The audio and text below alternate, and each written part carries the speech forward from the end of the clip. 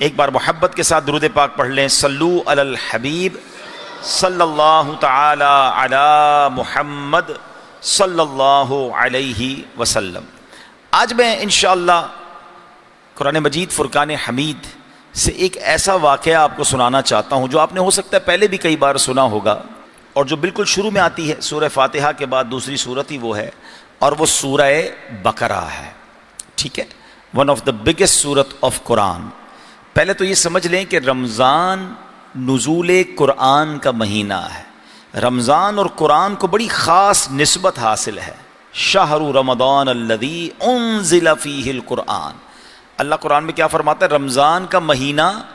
What is the introduction of Ramzan? کون سا مہینہ؟ انزل فیہ القرآن، جس میں قرآن نازل کیا گیا. یعنی رمضان کا تعارف ہی قرآن ہے. سمجھیے بات کو. اب جو رمضان میں قرآن نہ پڑھے، رمضان میں قرآن سے اٹیچ نہ ہو، رمضان میں قرآن انڈرسٹینڈ نہ کرے، سمجھنے کی کوشش نہ کرے، تو پھر تو وہ رمضان کی وہ لذت کیسے پائے گا؟ آپ کو پتہ ہے قیامت کے دن روزہ اور قرآن بندے کی شفاعت کریں گے. روزہ اللہ سے کہے گا یا اللہ دن میں نے اسے کھانے پینے سے روکا تھا، اور قرآن کہے گا یا اللہ رات میں نے اسے قیام کر کے آرام سے روکا تھا، یہ رات قیام کرتا تھا. اب بتاؤ جو روزہ رکھے اور قرآن نہ پڑھے تو وہ ایک سعادت سے تو محروم ہو رہا ہے نا. تو قرآن پڑھنا بھی ہے، انڈرسٹینڈ بھی کرنا ہے. یہاں میں ایک کتاب کا تعارف بھی آپ کو کروانا چاہتا ہوں. پہلے تو آپ ایک بات سمجھیے کہ پورے قرآن میں اپروکسیمیٹلی کم و بیش 6600 سے زیادہ کم و بیش آیتیں ہیں. ہمیں بہتر تو یہی ہے کہ پورا قرآن پڑھیں، انڈرسٹینڈ کریں، لیکن ان 6600 کے قریب آیتوں میں 89 کے قریب آیتیں وہ ہیں، 90 کے آس پاس آیتیں وہ ہیں جس میں اللہ کریم نے مجھ سے اور آپ سے براہ راست بات کی ہے، ڈائریکٹلی بات کی ہے. اور وہ آیتیں کون سی ہیں؟ یا ایھا الذین آمنو، اے ایمان والو، او یو بلیورز. کون ہے ایمان والا؟ میں ہوں اور آپ ہیں نا، ایمان والے ہیں نا بھائی. اللہ نے مجھ سے اور آپ سے بات کی ہے. وہ 89 آیتیں پڑھ لی آپ نے. یہ سوچئے کوئی میرا 30 سال کا بھائی بیٹھا ہے، کوئی 40، کوئی 50 سال کا، کوئی 60 سال کا، اتنی زندگی گزر گئی. ہونا تو یہ چاہیے پورا قرآن پڑھ لیتے، چلے پورا نہیں پڑھا. وہ 89 90 کے قریب آیتیں جو ڈائریکٹ اللہ نے آپ سے اور مجھ سے بات کی ہے. ہمارا گاہک میسج کرے، ہمارا باس میسج کرے، ہمارا رشتہ دار میسج کرے، ہمارے بچے پیغام بھیجیں، ہم سارے وہ ضروری پیغام سنتے ہیں. اللہ نے پیغام بھیجا ہے، ہم نے پڑھ لیا ہے، ہم نہیں پڑھتے. افسوس ہوتا ہے جب کسی سے پوچھو تو کہتا ہے نہیں یار مجھے تو پتہ ہی نہیں ہے کہ اللہ نے ایمان والوں سے الگ سے بھی کوئی بات کی ہے. جی ہاں، ڈائریکٹلی دیکھیں، یا ایھا الناس، اے لوگوں کہہ کر اللہ نے الگ فرمایا، مگر کچھ جگہوں پر ڈائریکٹلی اے ایمان والوں کہہ کر فرمایا، ہمیں فرمایا. اب ہونا یہ چاہیے تھا کہ ہم پورے قرآن سے وہ ساری آیتیں ڈھونڈ کر خود پڑھتے، تھوڑا مشکل ہو جانا تھا. دعوت اسلامی والوں نے ہمارا کام آسان کر دیا. یہ میرے ہاتھ میں کتاب ہے، کتاب کا نام ہے اے ایمان والو. میں آپ سب کو مشورہ دوں گا رمضان میں یہ کتاب ضرور لے لیں. اور جو لوگ تحفے بانٹتے ہیں نا رشتہ داروں کو، کوئی مٹھائیاں بھیج رہا ہے، کوئی سوئیاں بھیج رہا ہے، کوئی پتہ نہیں کیا بھیج رہا ہے، ٹھیک ہے کھانے پینے کا اپنا انداز ہے، مگر میرا مشورہ ہے کہ یہ کتاب تحفے میں بھیجیں. اس میں وہ تمام 89 90 کے قریب آیتیں موجود ہیں جس میں اللہ نے قرآن میں ہم سے کیا بات کی. صرف آیت نہیں ہے، اس کا ترجمہ بھی ہے، اس کی تفسیر بھی ہے. تو میری گزارش یہ ہے یہ کتاب خرید لیں، ورنہ دعوت اسلامی .net پہ ہو سکتا ہے یہ ڈاؤن لوڈ کے لیے اویلیبل ہو، ڈاؤن لوڈ کر لیں. مکتبۃ المدینہ تو فون کر کے بھی منگوایا جا سکتا ہے. خود پڑھیں. اب روز کی اگر آج سے کوئی شروع کر دے نا کہ آج سے میں 3 آیتیں پڑھوں گا، ترجمہ بھی پڑھوں گا، تفسیر بھی پڑھوں گا، 15 منٹ لگیں گے. مگر کیا ہوگا؟ رمضان ختم ہوگا، آپ کی پوری 90 آیتیں 89 آیتیں ہو جائیں گی. آپ اسی رمضان کے بعد یہ کہہ سکیں گے کہ میں نے وہ آیتیں پڑھ لی ہیں جو اللہ نے مجھ سے بات کی ہے. تسلی ہوگی نا یار. پھر عمل کرنا اور بات ہے، ایٹ لیسٹ پڑھ تو لو. وہ بھی ٹائم نہیں ہے ہمارے پاس. تو امید کرتا ہوں کہ اللہ کرے لائیو بھی مجھے سننے والے سن رہے ہیں. یہ بڑی کمال کی کتاب ہے، اسے پڑھیں، حاصل کریں، تقسیم کریں اور علم حاصل کریں. اب میں آج آپ کو قرآن پاک کی سورہ بقرہ کا جو مین واقعہ ہے وہ سنانا چاہتا ہوں. بقرہ کہتے ہیں گائے کو، ٹھیک ہے. عربی میں بقرہ یہ وہ والا بقرہ نہیں ہے جو ہم اردو میں بقرہ کہتے ہیں. یہ قاف کے ساتھ با قاف را ہا، بقرہ، اس کے معنی ہے گائے. اب اتنی بڑی قرآن کی سورت اور اس کا نام گائے کے نام پہ کیوں رکھا گیا؟ یہ بڑی کمال کا واقعہ، اللہ کی قدرت کا شاندار اس میں نظارہ ہے۔ اور یہ کون سی گائے تھی؟ یہ دنیا کی سب سے مہنگی گائے تھی، the most expensive cow in this world, یہ وہ والی گائے تھی۔ ماجرا کیا ہوا کہ بنی اسرائیل میں ایک بڑا نیک اور صالح بزرگ تھے، ان کا ایک بچہ تھا جو نابالغ تھا۔ اب اس بزرگ کے پاس، اس نیک بندے کے پاس مال میں فقط ایک چھوٹی سی بچھیا تھی، ابھی بڑی گائے نہیں بنی تھی، ایک بچھیا تھی۔ ان بزرگ نے کیا کیا کہ دیکھا بچہ چھوٹا ہے، سنبھال نہیں سکے گا، ایک جنگل میں گئے اور اللہ کی بارگاہ میں دعا کی کہ اے اللہ یہ گائے میں تیرے سپرد کرتا ہوں، جب بیٹا بڑا ہو جائے تو اے امانتوں کو سنبھالنے والے میرے بیٹے کو یہ گائے واپس لوٹا دینا۔ اللہ کے بھروسے وہ گائے اس نے جنگل میں چھوڑ دی کہ میں تیری امانت میں دیتا ہوں۔ کچھ دنوں کے بعد ان کا انتقال ہو گیا، بچہ ابھی چھوٹی عمر تھی۔ اب تھوڑے عرصے کے بعد وہ بچہ بڑا ہو گیا، جوان ہو گیا، تو اس کی ماں نے کہا کہ بیٹا تمہارے والد نے تمہارے لیے ایک امانت چھوڑی اللہ کی بارگاہ میں، جاؤ اور جا کر جنگل کے پاس جا کر دعا کرنا تو انشاءاللہ وہ تمہیں جو ہے وہ مل جائے گی گائے واپس۔ بچہ تھا بڑا نیک، اس کی روٹین کیا تھی کہ وہ ماں کی بڑی خدمت کرتا تھا، وہ سارا دن لکڑیاں کاٹتا تھا جنگل سے، اور اس نے اپنی کمائی کے 3 حصے کیے ہوئے تھے۔ وہ کیا کرتا تھا کہ 1/3 ایک تہائی اللہ کی راہ میں صدقہ کرتا تھا، 1/3 اپنی ماں کو دے دیتا تھا، یعنی تیسرا حصہ، اور 1 حصہ اپنی ذات پہ خرچ کرتا تھا۔ اور رات کے بھی 3 حصے کیے تھے، 1 حصہ عبادت کرتا تھا، 1 حصہ آرام کرتا تھا، اور 1 حصہ ماں کی خدمت کرتا تھا۔ دن تو سارا دن لکڑیاں کاٹتا تھا، نیکوکار بھی تھا، صدقہ بھی کرتا تھا۔ اب جب اس نیک بچے کو ماں نے کہا نا کہ بیٹا جاؤ جنگل میں اور جا کر اللہ سے دعا کرو تو تمہیں گائے مل جائے گی، تو دعا کیا کرنی تھی؟ اے ابراہیم اور اسماعیل اور حضرت اسحاق علیہم السلام کے خدا، تو میرے باپ کی سونپی ہوئی امانت مجھے واپس دے دے۔ اور اس بچیا کی نشانی یہ ہے کہ وہ پیلے رنگ کی ہے، ماں کہتی ہے، اور اس کی خال اس طرح چمک رہی ہوگی گویا سورج کی کرنیں اس سے نکل رہی ہیں۔ سن کر لڑکا جنگل میں گیا، جا کر دعا مانگی، ایسا ہی ہوا ایک گائے دوڑتی ہوئی اس کے پاس آ گئی، بڑا خوش گھر لے آیا۔ ماں نے کہا بیٹا اب ایسا کرو، بازار میں جاؤ اور بازار میں اس کو 3 دینار میں فروخت کرنا، لیکن کسی گاہک کو میرے مشورے کے بغیر مت دینا۔ وہ بچہ بازار میں گیا، ایک گاہک آیا، اس نے کہا کتنے کی دینی ہے؟ تو کہا 3 دینار کی۔ کہا نہیں، میں تمہیں 3 دینار سے زیادہ دوں گا مگر تم کسی سے مشورہ مت کرو، گائے مجھے دے دو۔ تو کہتا نہیں، ماں سے وعدہ کیا ہے، ماں کے مشورے کے بغیر تو تمہیں گائے نہیں دے سکتا۔ تو اس نے کیا کیا؟ واپس آیا، ماں کو کہا میں ایک بندہ آیا تھا، پیسے زیادہ دے رہا تھا مگر کہتا تھا مشورہ نہ کرو۔ تو ماں نے کہا بیٹا مجھے وہ فرشتہ معلوم ہوتا ہے، تم دوبارہ جاؤ اسی سے پوچھو بیچوں کہ نہ بیچوں۔ یہ بچہ پھر گیا اور جا کر اس نے اس سے مشورہ کیا کہ آپ ہی بتا دیں میں یہ گائے سیل کروں، بیچوں یا نہ بیچوں؟ تو اس نے کہا بیچنا نہیں، واپس جاؤ اپنے پاس رکھو، کچھ لوگ تمہارے پاس آئیں گے اس گائے کو لینے کے لیے، تم نے اس گائے کی قیمت یہ طلب کرنی ہے کہ اس کے چمڑے میں، یعنی جتنا اس کا وزن ہے نا، اس چمڑے میں جتنا گوشت ہے وہ نکال لیں، اس پورے چمڑے میں سونا بھر کر دو گے تو گائے دوں گا۔ ہے نا عجیب بات، اتنا گولڈ کون دیتا ہے بھائی گائے کے بدلے؟ جتنا گائے کا وزن گویا اتنا ہی سونا۔ مگر فرشتے کا مشورہ تھا، گھر آیا، ماں کو بتایا، کہا ٹھیک ہے۔ اب اللہ کی شان دیکھیں کہ اس کا انتظام اللہ نے کیسا کیا۔ اس زمانے میں ایک بہت ہیوی ویٹ سمجھ دے، بہت مالدار اس زمانے کا بلینر تھا، اس کا نام تھا عامیل۔ اس بزنس مین کو اسی کے چچا کے بیٹوں نے، کزنز نے قتل کر دیا اور رات سناٹے میں جا کر لاش پھینک دی۔ صبح ہوئی تو اب قاتل کی تلاش شروع ہوئی کہ کس نے مار دیا اتنے بڑے آدمی کو، ہیں؟ اب کوئی قتل کا سراغ ہی نہ ملے۔ ڈھونڈتے ڈھونڈتے یہ لوگ پھر حضرت موسیٰ کے پاس آئے۔ حضرت موسیٰ کا ایکچولی وہ زمانہ تھا، تو حضرت موسیٰ سے آ کر کہا کہ وہ اتنے بڑے جو بزنس مین تھے، اتنے بڑے تاجر تھے، مالدار تھے، اس کو کسی نے مار دیا ہے، ہمیں پتہ نہیں چل رہا قاتل کون ہے۔ تو حضرت موسیٰ نے کہا اچھا ایسا کرو کہ ایک گائے ذبح کرو، اس کی دم یا زبان اس لاش پر مارو، وہ لاش خود ہی کھڑے ہو کے بتا دے گی کہ مجھے کس نے مارا ہے۔ سمپل فارمولا حضرت موسیٰ علیہ السلام نے دے دیا تھا کہ گائے ذبح کر کے اس کی دم یا اس کی زبان اس لاش پر مارو تو یہ کھڑی ہو جائے گی اور اپنا قاتل کا پتہ بتائے گی۔ اب میں یہاں تھوڑا سا بریک لیتا ہوں، میں آپ سب کے چہرے دیکھ رہا ہوں، ماشاءاللہ مسجد بھری ہوئی ہے، آپ سب بڑی توجہ سے مجھے دیکھ رہے ہیں، everybody is going very interesting, سب کو مزہ آ رہا ہے کہ یار یہ واقعہ کیا ہے، آگے کیا ہوگا۔ تو یہی تو قرآن ہے. غور سے پڑھیں تو ایسے 100 سے زیادہ واقعات ہیں. لوگ پتہ نہیں کون کون سی کہانیاں پڑھ رہے ہیں, بچوں کو پڑھا رہے ہیں. بھائی اپنے بچوں کو بٹھا کر قرآن کے واقعات سناؤ نا. اب سنو کیا ہوا. اس قوم نے ڈائریکٹلی حضرت موسیٰ کا حکم مانتے اور جا کے گائے ذبح کرتے, ان کا مسئلہ حل ہو جانا تھا. انہوں نے کہا نہیں, ہمیں بتائیں گائے کیسی ہو. اب یہ پورا واقعہ قرآن اگر آپ سورہ بقرہ پڑھیں گے نا, وہ سوال کرتے گئے, حضرت موسیٰ کو جواب دیتے گئے کہ اس کا کلر یہ ہوگا, وہ دکھنے میں ایسی ہوگی, اس پر کسی نے سواری نہیں کی ہوگی. وہ کہتے حضور اور بتائیں. وہ پوچھتے گئے, آپ جواب دیتے گئے.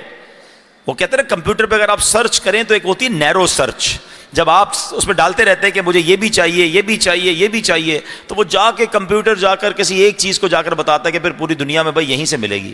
اب وہ سوال اتنے کر لیے انہوں نے کہ حضرت موسیٰ نے ہر چیز بتا دی کہ اس کا کلر کیسا ہوگا, دکھنے میں کیسی ہوگی, اس پر کسی نے سواری نہیں کی ہوگی, سب بتایا آپ نے. تو اب وہ لوگ گائیں ڈھونڈنے نکلے.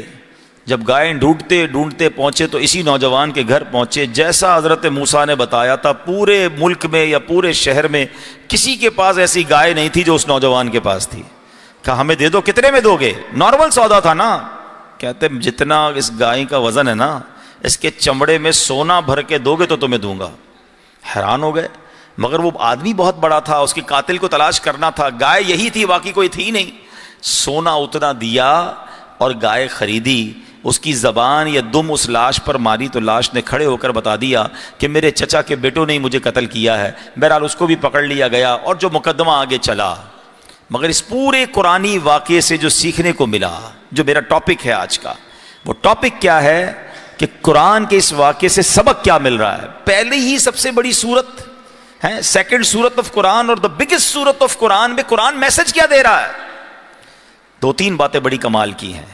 پہلی بات تو یہ سیکھنے کو مل رہی ہے کہ ماں کی خدمت ہے, ماں کی دعا, اپنے والدین کے ساتھ جو اچھا سلوک کرتا ہے اللہ اسے کیسے نوازتا ہے. ایک چھوٹی سی گائے تو تھی, مگر اللہ نے اس گائے کی برکت سے اس بندے کو بلینر بنا دیا. اس زمانے کا کتنا بڑا مالدار بن گیا. وجہ کیا تھی؟ ماں راضی تھی. تو پتہ یہ چلا کہ ماں باپ کی دعائیں ساتھ ہوں تو غریب کو بھی اللہ بہت زیادہ مال و دولت اور دنیا کی عزت عطا فرما دیتا. اور ماں باپ جس کے ناراض ہوں, ہم نے دیکھا ہے کہ بندہ اربوں پتی ہو, کروڑوں پتی ہو, برباد ہونے میں دیر نہیں لگتی ہے. پہلی بات قرآن کا یہ پیغام لے کر جاؤ کہ زندگی میں ہر چیز پیسہ نہیں ہوتی. دنیا والوں کے لیے ٹائم, ماں کے لیے ٹائم نہیں, والد کے لیے ٹائم نہیں. اس بچے نے کیا کیا تھا؟ 3 حصے کیے اپنے ٹائم کے. ایک حصہ آرام کرتا, ایک حصہ عبادت کرتا, اللہ کی بارگاہ میں بھی حاضر ہوتا تھا, اور ایک حصہ ماں کو دیتا تھا. پیسے کے حصے کس طرح کیے؟ 3 حصے کیے. ایک حصہ اللہ کی راہ میں, ایک حصہ اپنی ذات پر, ایک حصہ ماں پر خرچ کرتا تھا. آج کا نوجوان ماں باپ کو کہتا ہے پیسے میرے ہیں, آپ کے تھوڑی ہیں, میں نے کمائے ہیں, کتنے دوں آپ کو, بار بار مانگتے ہو. یہ نہ کرنا. میرا جو کچھ ہے وہ سب میرے ماں باپ کا ہے. ہاں. پھر دوسری بڑی بات اس واقعے سے جو سیکھنے کو مل رہی ہے کہ اس نیک بندے نے کتنا مال چھوڑا تھا. بتاؤ نا, کیا کروڑوں اربوں روپے چھوڑے تھے؟ نہیں. ایک بچیا آج کے حساب سے چند ہزار روپے کا مال چھوڑا تھا. اس زمانے میں تو چند روپوں کا یہ مال ہوگا, مگر حلال تھا نا. اس حلال کے چھوڑے ہوئے مال میں اللہ نے کتنی برکت ڈالی کہ اس کی اولاد کو اللہ نے کہاں پہنچا دیا. یہ ان تمام ماں باپ کے لیے درس ہے جو کہتے بچوں کے لیے زیادہ چھوڑ کر جانا ہے, میں نے زیادہ پیسے بنانے ہیں, اور اس میں نہ حرام کو دیکھتے ہیں نہ حلال. حرام کی تمیز ہی ختم کر دی. یہ نہیں سوچتے کہ یار حرام کما کر زیادہ چھوڑ بھی گیا تو یہ حرام تو میرے بچوں کے لیے بھی سزا کا باعث بنے گا, میرے لیے بھی سزا کا باعث بنے گا. تھوڑا ہو, حلال ہو, اللہ اس پہ برکت ڈال دیتا ہے. تو زیادہ کے چکر میں نہ پڑیں. اس بندے نے پتہ ہے اصل چیز کیا چھوڑی تھی, جو سمجھانا میں چاہ رہا ہوں. اس نے نیک اولاد چھوڑی تھی. اس نے شاندار تربیت کی تھی اپنی اولاد کی. باپ کی تربیت تھی نا کہ مرنے کے بعد اس بیٹے نے ماں کو نہیں چھوڑا, ماں کا سہارا بنا, ماں کی خدمت کی, عبادت کی. آج میں اور آپ کہتے ہیں مجھے بچے کا اچھا مستقبل بنانا ہے, اور اس اچھے مستقبل کے چکر میں ادھر پڑھانے کے لیے بھیج رہے ہیں کہ جہاں بچے کا دین, ایمان, اعمال سب برباد ہو رہے ہیں. یہ کون سا اچھا مستقبل ہے؟ پہلے تو ہم بیرون ملک کے اسکول کالجز کے واقعات سنتے تھے کہ بھائی بیرون ملک میں کوئی بچہ جاتا ہے تو معاذ اللہ اعمال بھی برباد, دین کے معاملات بھی بڑے خراب ہو جاتے ہیں. بڑا ڈر لگتا ہے کہ یار کیوں بھیج رہے ہو کافروں کے ملکوں میں. مگر اب تو جو ہمارے تعلیمی اداروں کا حال ہو گیا، آئے دن آپ خبریں سن رہے ہیں، میں کسی کا نام نہیں لیتا، پچھلے دنوں سوشل میڈیا پہ واقعہ بڑا مشہور ہوا نا کہ دو دوستوں نے نشہ کرنے کے معاملات اور پتہ نہیں لڑکی کے معاملات تھے کیا تھے، ایک نے ایک کو جلا دیا. اور یہ پہلی بار نہیں ہوا ہے، ہر تھوڑے دنوں بعد آپ یہ کون ہوتے ہیں اسکول کالج کے پڑھنے والے، کہاں سے یہ نشہ مل رہا ہے، کہاں سے یہ سپلائی ہو رہی ہے. ہم ماں باپ تو آنکھیں بند کیے ہوئے ہیں. آج تو نہ جانے بھائی میرا بیٹا فلاں کالج فلاں یونیورسٹی میں جا رہا ہے، کدھر جا کر پڑھ رہا ہے یا بگڑ رہا ہے، اس کی صحبتیں کیا ہیں. یہ بوائے فرینڈ گرل فرینڈ جو کلچر بڑھتا جا رہا ہے، اور جس طرح یہ کو ایجوکیشن میں شرم نہیں آتی ان ماں باپ کو جو اپنے بچوں کو، جوان لڑکی کو جوان لڑکے کو ایسے اسکول میں بھیج رہے ہیں لڑکا لڑکی ساتھ بے پردہ بیٹھے ہوئے ہیں. یار آپ مجھے بتائیں، دو تار ملیں گے تو اسپارک تو ہوگا نا. آپ سوچ نہیں رہے آپ کیا کر رہے ہیں، اپنی اولاد کے ساتھ، ان کی آخرت کے ساتھ بھی کھیل رہے ہیں. خدا کے واسطے سب سے بڑی دولت یہ ہے کہ میں دنیا سے جاؤں تو میرا بچہ نیک ہو، میرا بچہ نمازی ہو، میرا بچہ دیندار ہو. اس سے بڑا کوئی آپ نے سمجھ لے وراثت نہیں چھوڑی ہے. آپ اربوں روپے چھوڑ کے جائیں اور اولاد ہی نیک نہیں ہے، شرابی ہے، بعد اللہ برے کام کرنے والی ہے، وہ سارے آپ کے پیسوں کو عیاشی میں لٹا کے برباد کر دیں گے. اور آپ کو اللہ نہ کرے کہیں قبر میں بھی مارنا پڑے. سب سے پہلے توجہ اس بات پر دیں، بہترین مال یہ ہے کہ ہم اپنی اچھی اولاد کی تربیت کریں.